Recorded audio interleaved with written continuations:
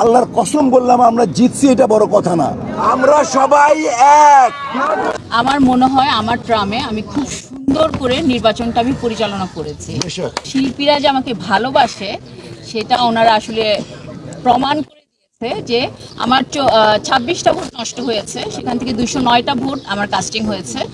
আর আমার নিকটতমী যিনি ছিলেন শ্রদ্ধেয় ডিপজল সাহেব, ওনার ছিল হলো 225, তাই 226 ভোট।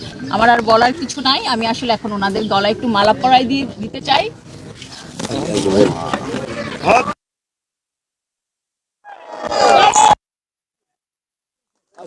কথা বলি, রাইট?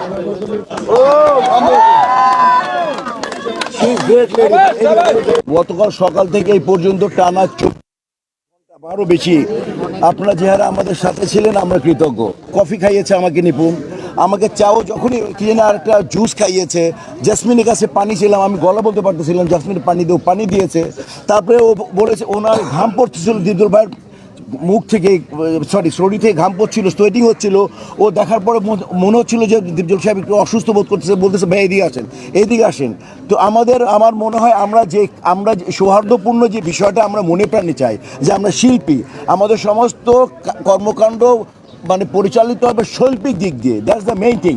আজকে আমি রিয়েলি অনার্ড, এবং এই নিপুণকে আমি এমনিতেই অন্য দৃষ্টিতে দেখতাম, মানে সেটা আমার কাছে ওর ক্লাস আলাদা ছিল।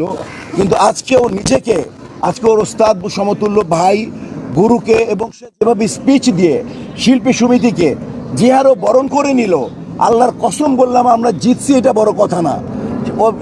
নিপুণ এবং নিপুণের সাথে যারা বিজিত ছিল, যারা জয়লাভ করেননি, তারা সবাই আমাদের পাশে থাকবে। এবং আমি বলবো এই শিল্পী সমিতি আমরা সবাই মিলে এটাকে সামনে নিয়ে যাব। আমাদের বিন্দু মাত্র আমি আগে বলেছি, এবং নিপুণ ওটা পুরো বদ্ধপরিকর ছিল, আমরা কোনো উল্টা কথাই বলবো না, কাউকে ছোট করে, তোমরা দেখেছো রাইট, আমরা কাউকে ছোট করে কথা বলছি ভাই, ওরা আমাদেরকে বলেছে। তো এটা মেইন থিং, এবং ইনশাল্লাহ আমরা এভাবে আমাদের কর্মকাণ্ড অব্যাহত থাকবো। We don't need to go court, right?